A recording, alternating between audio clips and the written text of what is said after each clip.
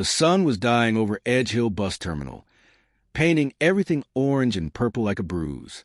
Elliot Grant wiped down the steering wheel of Bus 47 for the last time that day. His back hurt. His eyes hurt. 62 years old felt like 100 tonight. He stepped off the bus, ready to go home to his empty apartment and his frozen dinner. That's when he saw the boy. A little kid sat on the green bench near the ticket machine. He couldn't have been more than 3 years old. He wore a red jacket that was too big for him. One of his legs had a metal brace on it, shining in the fading light. The boy held a brown teddy bear tight against his chest. Elliot looked around. No adults nearby. No mother calling. No father watching. "Hey there, buddy," Elliot said, walking closer. His knees cracked as he bent down. "Where's your mom or dad?" The boy looked up. He had the biggest brown eyes Elliot had ever seen. Eyes that looked too old for such a small face. "Daddy said wait here," the boy said. His voice was soft like a whisper. "He's coming back." Elliot felt something cold slide down his spine. He'd been driving buses for 30 years. He knew what abandon looked like. "What's your name?" "Micah." The boy squeezed his teddy bear tighter. "Micah Miles." "That's a good name." "I'm Elliot." He sat down on the bench, trying not to scare the kid. "How long have you been waiting?" Micah looked at the sky. The sun was up high. Now it's going to sleep. Hours then. This child had been sitting here for hours. Elliot's hands started shaking. Not from cold. From anger. What kind of father leaves a 3-year-old boy at a bus stop? "Did your daddy say when he'd be back?" He said after the next bus. Then the next bus. Then... Micah's bottom lip trembled, but he didn't cry. He just held that teddy bear like it was the only thing keeping him from floating away. Elliot pulled out his phone. His thumb hovered over 911. But something stopped him. Maybe it was the way Micah sat, so still, so patient, like he believed with his whole heart that his father would come back. "Are you hungry, Micah?" The boy nodded. Elliot had a granola bar in his lunchbox. He broke it in half and gave it to Micah. The boy ate slowly, carefully, like food was precious. "Thank you, Mr. Elliot." Nobody had called him Mr. in years. "You're welcome, buddy." They sat together as the sky went from purple to dark blue. Other bus drivers came and went. Some waved at Elliot. Some gave him strange looks when they saw the boy. But nobody stopped to ask questions. Everyone was too tired, too ready to go home. The terminal lights flickered on, bright white and humming. They made Micah's face look pale and small. "Mr. Elliot?" Micah's voice was even softer now. "Do you think Daddy forgot?" The question broke something inside Elliot's chest. A question no child should ever have to ask. "I don't know, son, but I'm going to stay right here with you until we figure it out." Micah nodded. He scooted closer to Elliot on the bench. The metal brace on his leg made a small clink sound. "What happened to your leg?" Elliot asked gently. "I was born different," Micah said. It sounded like something an adult had told him to say. "The doctors fixed it with metal. Now I can walk. Just slower. Slower is okay. Gets you there just the same." Micah smiled for the first time. A tiny smile, but real. An hour passed. Then two. The last bus of the night pulled away with a diesel roar. Now the terminal was almost empty. Just security guards doing their rounds. Just Elliot and Micah on the green bench. Elliot should call someone. Child services. Police. But something kept stopping him. A feeling he couldn't name. A pull toward the small boy with the old eyes. "Mr. Elliot?" "Yeah, buddy. Can you count really fast in your head?" Strange question. "Not really." "Why?" "I can." Micah looked down at his teddy bear. "Numbers talk to me. They make patterns. Like music, but with counting." Elliot raised his eyebrows. "That's pretty special. Mommy said I was special. Before she went to heaven." There it was. The missing piece. A dead mother. A struggling father. A disabled child who needed more than one broken man could give. Elliot understood it all now. The abandonment. The empty bench. The promise of coming back. That was really goodbye. He'd seen it before. Different faces, different stories, but the same ending. People left behind what they couldn't carry. Micah, I think your daddy might not be coming back tonight. The boy looked up at him, those big brown eyes shimmering but not crying. I know, he whispered. I knew when he hugged me too long. The words hit Elliot like a punch. This 3-year-old child had known, had felt his father's goodbye in that hug. And still he waited. Still he believed. But you waited anyway. Daddy needed me to wait. So I did. Elliot had to turn away. Had to wipe his own eyes. In 30 years of driving buses, seeing every kind of human story roll through those doors, nothing had cracked him open like this. A security guard walked over. His name tag said Marcus. Hey, Elliot, you okay? Who's the kid? Found him, waiting for his dad. Marcus looked at Micah, looked at the empty terminal, looked back at Elliot. How long? Since this afternoon. Marcus pulled out his radio. I gotta call this in, man. You know that. I know. Elliot put his hand on Micah's small shoulder. But I'm staying with him. He doesn't go anywhere without me. Marcus nodded slowly. Yeah, okay. I'll make the call. As Marcus walked away, speaking quietly into his radio, Micah leaned against Elliot's side. The boy was so small, so light, like a bird. Mr. Elliot? Yeah, buddy. Will you leave too? The question hung in the air like smoke. Heavy, choking. Elliot looked down at this abandoned child, this boy with the metal brace, and the gift for numbers, this 3-year-old who understood betrayal better than any child should. And Elliot made a choice. Maybe the first real choice he'd made since his own son died 5 years ago. Since the drunk driver, and the hospital, and the funeral that felt like falling into a black hole. No, Maike, I won't leave. Not tonight. Not tomorrow. Not until I know you're safe. Micah nodded. He closed his eyes. And there, on a green bench in Edge Hill bus terminal, under fluorescent lights that hummed like sad songs, a abandoned boy fell asleep against a stranger's chest. And Elliot Grant, who thought his heart had died with his son, felt it crack open one more time. The waiting had begun, but so had something else. Something that looked like hope. Morning came too bright and too loud. Elliot woke up in a plastic chair in the terminal manager's office. His neck screamed with pain. Micah was curled up on a small couch, still holding that teddy bear, still wearing that too big red jacket. The social worker arrived at 8 o'clock sharp. Her name was Ms. Patricia Chun. She had tired eyes and a briefcase that looked like it weighed 1,000 pounds. She sat across from Elliot and spoke in a voice that was kind but worn out. Mr. Grant, thank you for staying with Micah. That was very good of you. Couldn't leave him. Ms. Chin nodded. She'd heard that before. We're trying to locate his father, Derek Miles. Do you know anything about him? Only what Micah told me. His mother died. He has a leg brace. His dad couldn't handle it anymore. Ms. Chun wrote something in her notebook.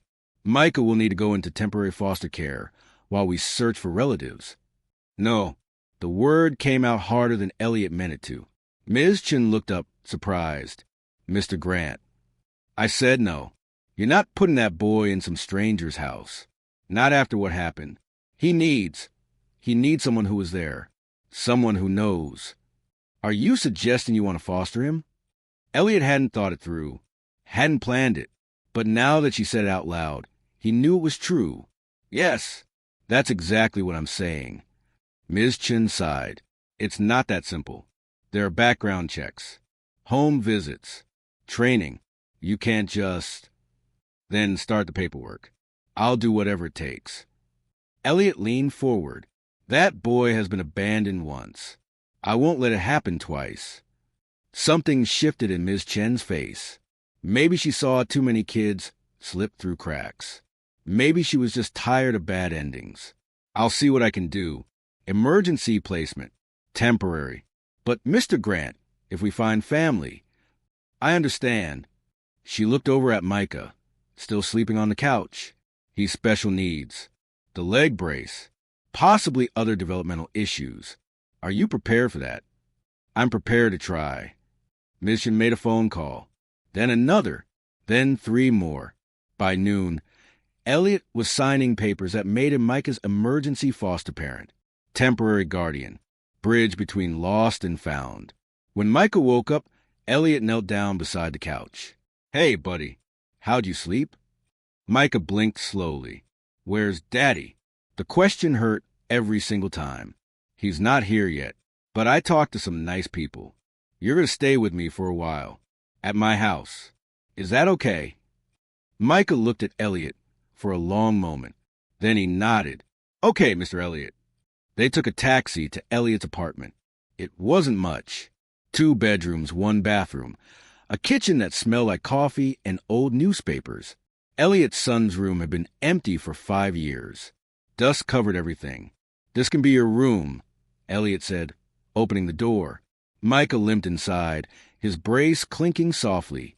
He touched the bed, the dresser, the window that looked out at the street. "It's quiet," Micah whispered. "Is that good or bad?" "Good." Daddy's house was loud. He was always sad loud, yelling at the walls, crying in the kitchen. Elliot's heart broke a little more. This child had carried so much, seen so much. "You don't have to worry about that here." Micah sat on the bed. "Mr. Elliot, can I tell you a secret?"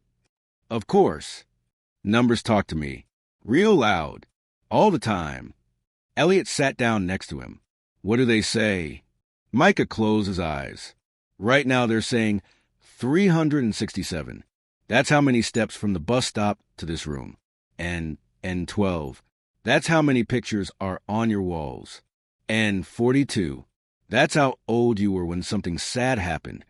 Elliot froze. "How do you know that?" "I saw a picture. In your wallet. A boy. The date on the back said he was born 42 years ago from today." Elliot pulled out his wallet with shaking hands. There was the photo. His son, Danny, born exactly 42 years ago yesterday. Micah couldn't have seen the date. It was written on the back, face down in the wallet. "Micah, how did you—" "I just know. Numbers show me things. Patterns. Like the number cracks in the sidewalk tells me how old the street is. Or the way clouds move tells me what time the rain will come." Elliot stared at this 3-year-old child, this abandoned boy who could see the world in mathematics. "That's not just special, Micah. That's extraordinary. Mommy said it was a gift. Daddy said it made me weird. That's why kids don't play with me. Your mommy was right. It's a gift." That first week was hard. Micah woke up crying every night, calling for his father.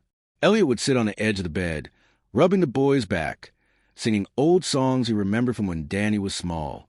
The leg brace needed adjusting. They went to a clinic. The doctor, a woman named Dr. Ramos, examined Micah carefully.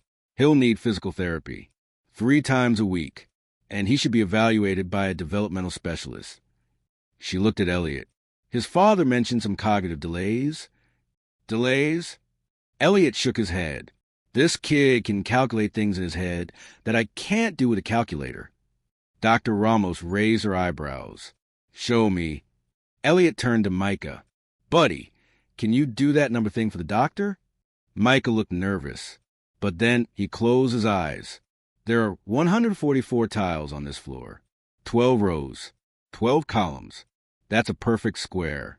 And the clock on the wall ticks 60 times every minute, which means 3,600 times every hour, which means if we stay here for 15 minutes, it will tick 900 times." Dr. Ramos's mouth fell open. "How old is he?" 3. She wrote something down. Faster now. "Mr. Grant, I think Micah might have savant syndrome. It's rare, very rare. His brain processes patterns and numbers in ways most people can't understand." "Is that bad?" "Bad? No, it's remarkable. But it means he'll need specialized education, support, people who understand him." She looked at Micah with something like wonder. This child could be truly gifted. On the 10th day, Derek Miles sent a letter. It arrived in a wrinkled envelope with no return address. Elliot opened it while Micah was napping. "Dear whoever finds this, I am a coward. I know that, I left my son at a bus stop because I couldn't watch him struggle anymore.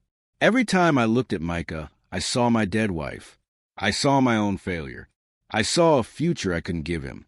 The bills were drowning me. Medical expenses, therapy, special equipment. I worked 2 jobs and it still wasn't enough. I was failing him every single day.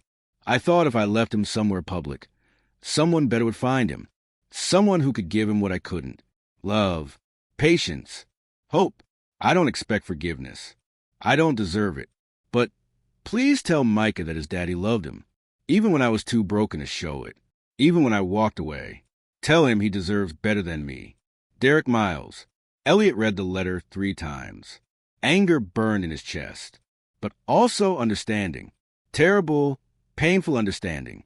He'd thought about it too after Danny died.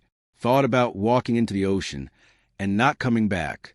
Thought about how much easier it would be to just disappear. But he'd stayed, and now he was glad he did. That night, Elliot sat Micah down at the kitchen table.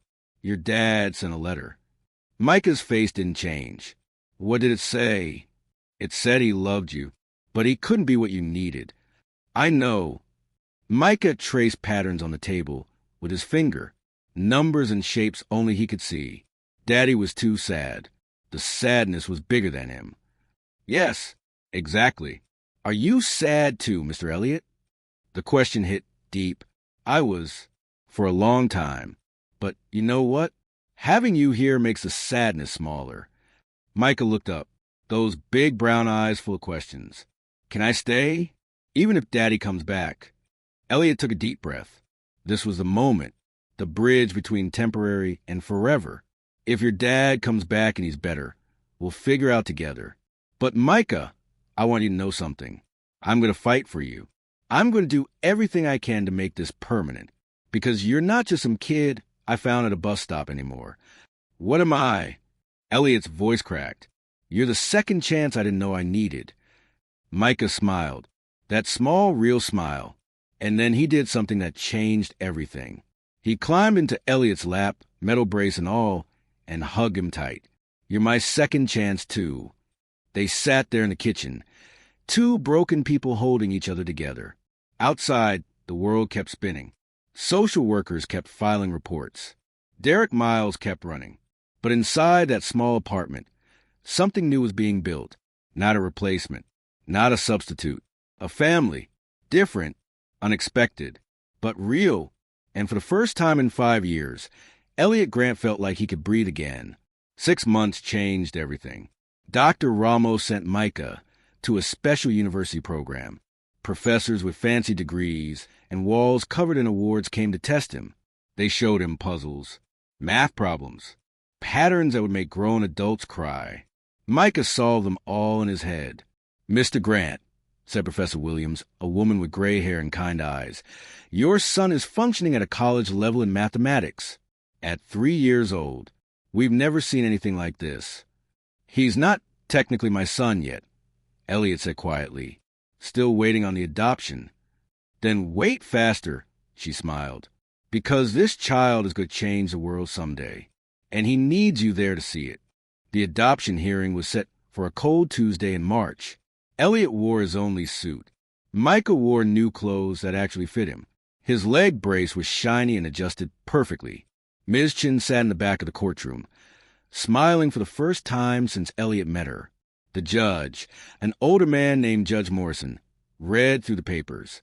Mr. Grant, you're 62 years old, single, working as a bus driver, and you want to adopt a special needs child with extraordinary cognitive gifts.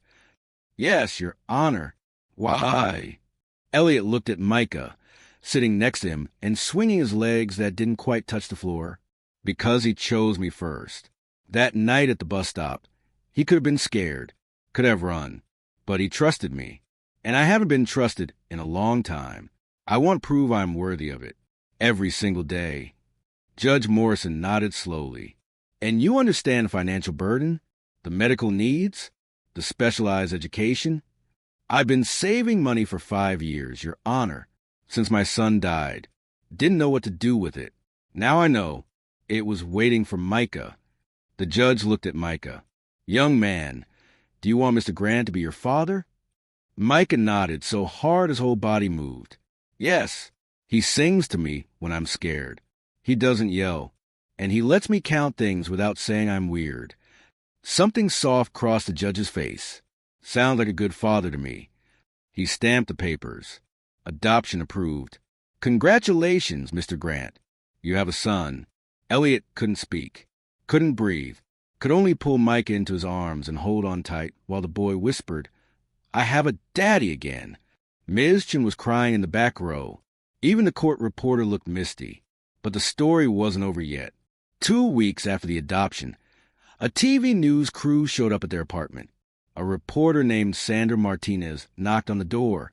Mr. Grant, we heard about your son's incredible gift. The university called us. They said, he's being called the next great mathematical mind. Can we interview you both? Elliot looked at Micah.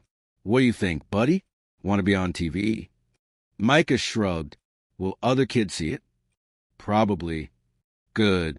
Maybe they'll know that being different is okay. The interview went viral. Micah sat on Elliot's lap, explaining how he could see numbers dancing in the air, how patterns spoke to him like songs, how the world was full of beautiful mathematics that most people missed. Some kids are good at running, Micah said into the camera, his voice clear and strong. Some kids are good at drawing. I'm good at numbers. We're all good at something. The video got 2 million views in 3 days. Letters poured in. Universities wanted to study Micah. Companies offered money. A children's book publisher wanted to tell his story. But the letter that mattered most came on a rainy Saturday morning. Elliot recognized the handwriting immediately. Derek Miles. Dear Elliot Grant, I saw the news story. I saw my son, your son, smiling. Actually smiling. I haven't seen him smile like that since his mother died. I'm writing to tell you that I'm not coming back for him. I know my rights. I know I could fight this. But I won't. You're the father Micah deserves. I was just a man who made him and then failed him.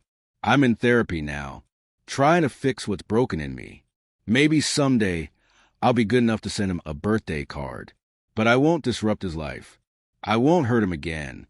Thank you for being there, for staying, for being the man I couldn't be. You saved him, but I think maybe he saved you too. Derek. Elliot folded the letter carefully. Relief and sadness mixed together in his chest. Derek was right about one thing. Micah had saved him. Was that for my old daddy? Micah asked from the doorway. Yes. Is he coming back? No, Booty. He's not. Micah nodded. He walked over and climbed into Elliot's lap. Getting bigger now. For years old. Talking more. Learning faster than anyone could track. I'm glad you're my daddy now, Micah said. You're the good kind. You're the good kind of son, too. They sat together, watching rain make patterns on the window. Micah counted the drops. Elliot just held him close. On Micah's 5th birthday, Elliot did something he'd been planning for months. He drove them back to Edge Hill Bus Terminal. The same green bench was still there, a little more worn, a little more faded, but the same. Why are we here? Micah asked, holding Elliot's hand. Because this is where our story started. I want to come back. To remember. They sat on the bench together. Elliot pulled out Micah's old teddy bear. Washed now, stitched up, but still loved. You kept him? Micah's eyes went wide. Of course. He's part of your story. Micah hugged the bear.